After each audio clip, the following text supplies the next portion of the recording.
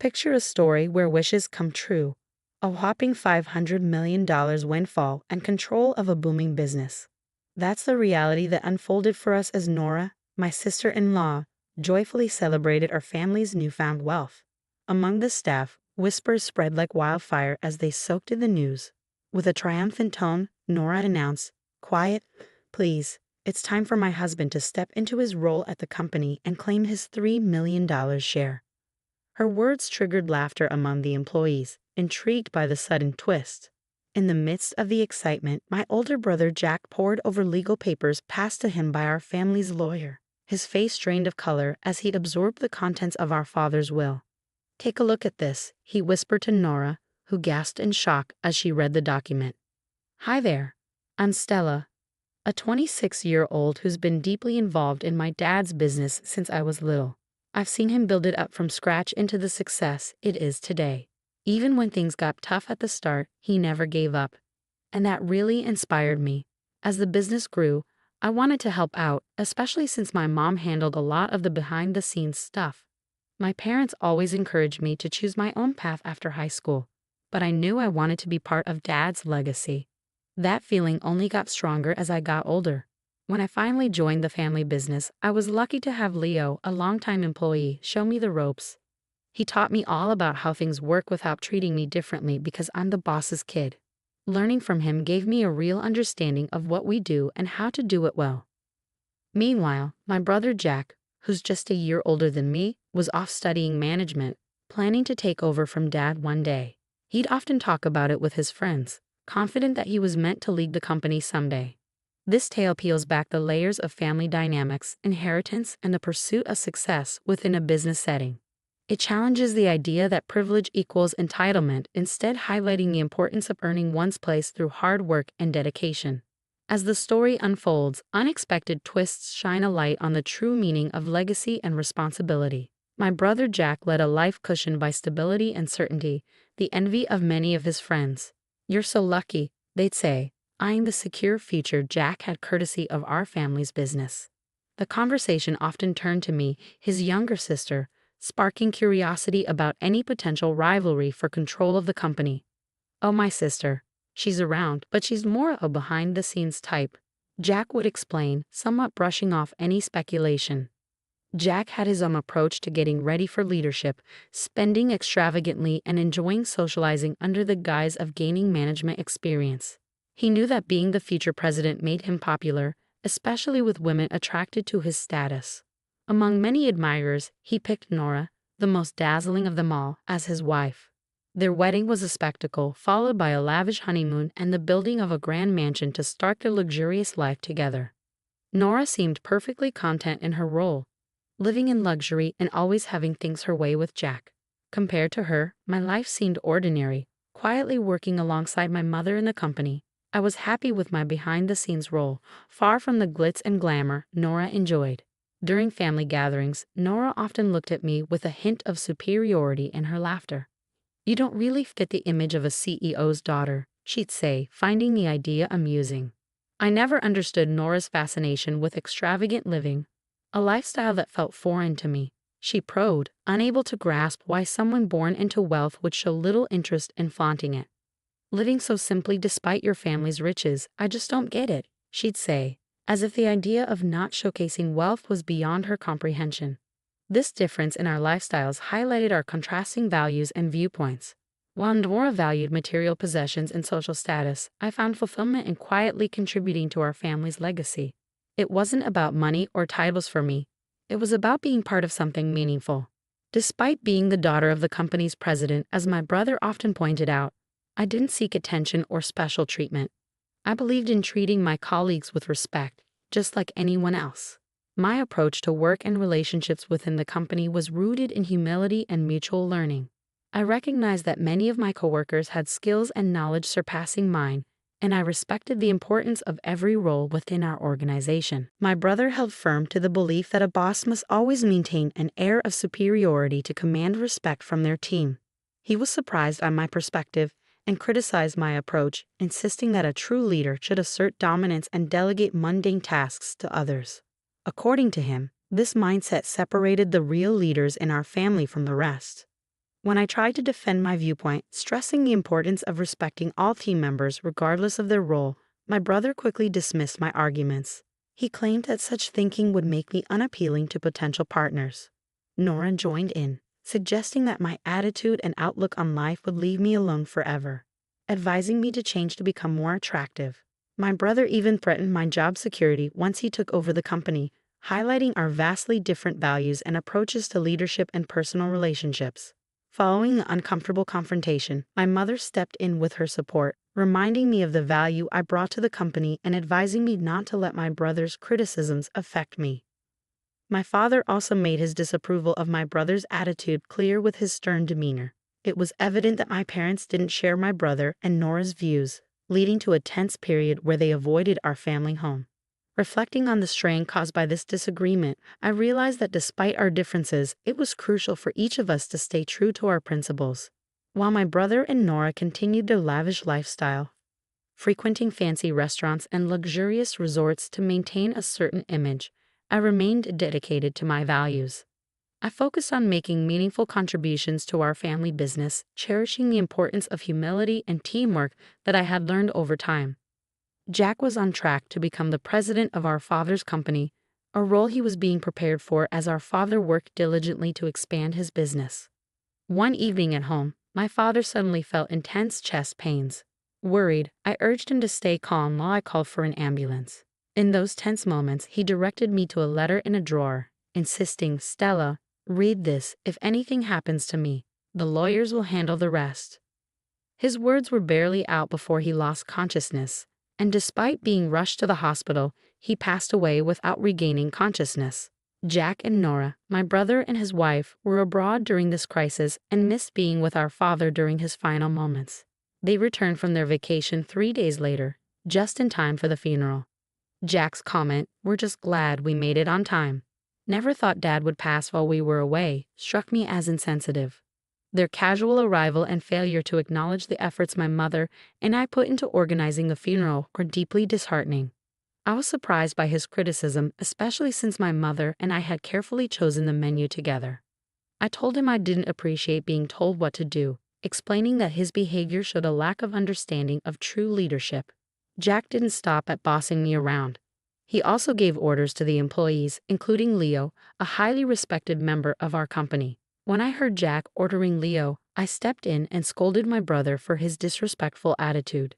Jack argued back, asking why he should have to show humility to an employee and insisting that he deserved more respect as the future president. Nora supported Jack's actions and threatened to fire me if I continued to challenge him. Suddenly, a man interrupted our heated argument. He introduced himself as the lawyer who had been handling our father's affairs, including his will, something my father had mentioned to me before he passed away. This news caught Jack and Nora's attention, especially when the topic of inheritance came up. They eagerly welcomed the lawyer, hoping to learn more about the fortune they expected to inherit. As they discussed the inheritance, Jack became emotional, asking about the rumored $500 million. Nora couldn't contain her excitement at the thought of such wealth, seeing it as their ticket to a dream life.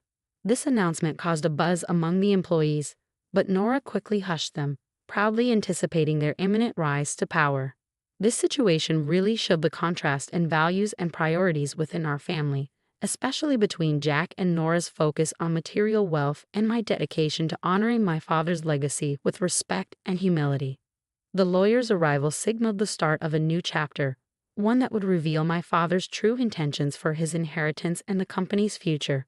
When everyone expected the company and a $500 million inheritance to go to Jack, the contents of the will caused quite a stir among the employees. One of them couldn't help but laugh, and soon it became clear why. As Jack and Nora read the will, they were shocked to discover that the entire company was to be passed on to me, the eldest daughter. Jack was visibly stunned, his face turning pale as he protested, insisting there must be some mistake. The lawyer present during this confrontation confirmed the legality of the will, which only made Jack more agitated and unwilling to accept the decision. He argued that our father must have been mentally unfit when making such choices, suggesting they were invalid. This attack on our father's judgment pushed me over the edge. I defended our father's honor and integrity, refusing to accept Jack's claim to lead the company. My brother reached his breaking point as I openly questioned his qualifications, highlighting his lack of contribution to the company's well-being. Jack and Nora defended themselves, claiming they had prepared for his presidency by building a luxurious mansion and living a lavish lifestyle. I countered, emphasizing that these surface-level actions didn't prove leadership or business sense. Furthermore, I revealed the letter from our father detailing the financial support he had given Jack, including the mansion and other extravagances, which was actually an advance on Jack's inheritance, significantly reducing his share. Nora panicked upon hearing this, realizing the implications of the will and letter.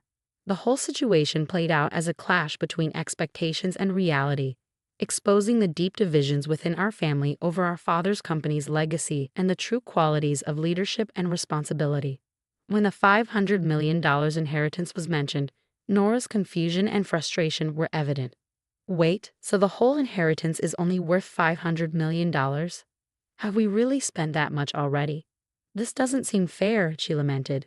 An employee who had previously laughed stepped forward to clarify for Nora that the $500 million represented the company's value, not personal wealth available for inheritance.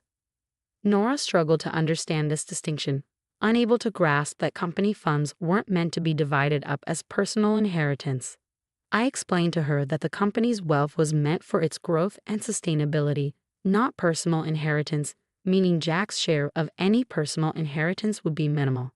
This revelation visibly shook her, showing a clear misunderstanding of the difference between company assets and personal wealth. At this point, Jack seemed to have a moment of realization or perhaps denial. He turned to the employees, questioning their support for me as president over him, arguing that leadership was his birthright due to the charisma he believed he shared with our father. However, the silence that followed spoke volumes. None of the employees came to his defense. Leo, a veteran and respected figure in the company, then addressed Jack directly. He contrasted the genuine charisma and foundational legacy of our father with Jack's misplaced arrogance. Leo's words resonated, emphasizing a respect earned through actions and humility rather than entitlement. He pointed out Jack's absence and lack of contribution to the company's daily operations, dismissing Jack's excuses of networking as irrelevant to the real work needed to sustain and grow the business. In contrast, Leo praised my efforts to understand and contribute to the company from the ground up, acknowledging the sincerity and dedication I shared with our father. This endorsement from Leo and the collective agreement from other employees highlighted a shared acknowledgement of my suitability for leadership, based not on entitlement but on commitment and respect for the legacy and future of the company. Touched by their support, I felt a renewed sense of responsibility and gratitude. The employees' acknowledgement of my efforts and their trust in my leadership validated the path I had chosen, one that honored my father's values and our company's collective ambition.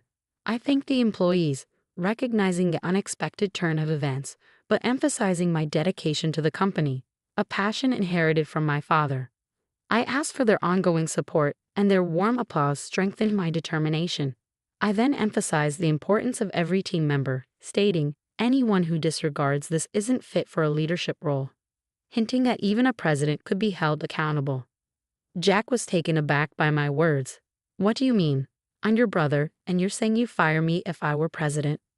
Jack protested, confused by my prioritization of competence over family ties. He looked for support, but the employees' cool responses indicated their agreement with my viewpoint. Feeling isolated, Jack and Nora swiftly left the scene. After the incident, Jack found himself without a job, relying on the modest inheritance he had received, which quickly dwindled.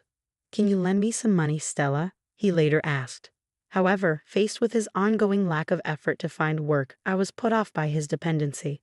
I advised our mother against offering financial assistance, pointing out his fall from grace and the loss of his once supportive friends. Nora, who had envisioned a life of luxury as the company president's wife, also received little sympathy from her social circle after these events. Eventually, financial strain led them to sell their mansion, a temporary solution that briefly restored their extravagant lifestyle but proved unsustainable in the long run. Their savings dried up, and when they finally considered getting jobs, their lack of experience and their tarnished reputation made them unemployable. These events highlighted the consequences of entitlement and the importance of hard work, humility, and maintaining good relationships. In the ups and downs of life, Jack found himself in a new role far from his previous aspirations. He secured a part-time job at a convenience store, a significant change from his earlier plans. This job, unfamiliar and challenging, placed him alongside younger colleagues who often noticed his lack of experience.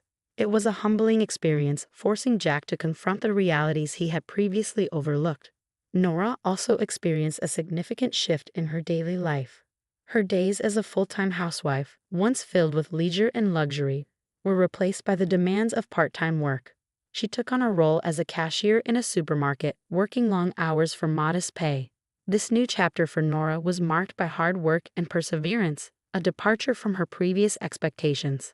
As my brother and sister-in-law adjusted to their new circumstances, I utilized the knowledge and insights gained from my behind-the-scenes work in the company. With the guidance of Leo and our dedicated team, we concentrated on expanding the business, drawing strength from the challenges we encountered. The ordeal with my brother not only tested our determination but also strengthened our unity.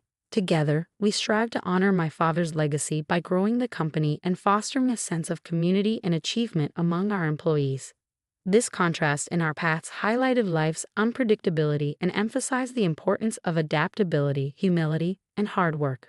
While Jack and Nora adapted to their new realities, their journey served as a reminder of the lessons learned from overcoming adversity. As for me, I remained committed to leading our family business forward, treasuring the wisdom of the past while building a brighter future for everyone involved, fulfilling a promise to honor our father's memory.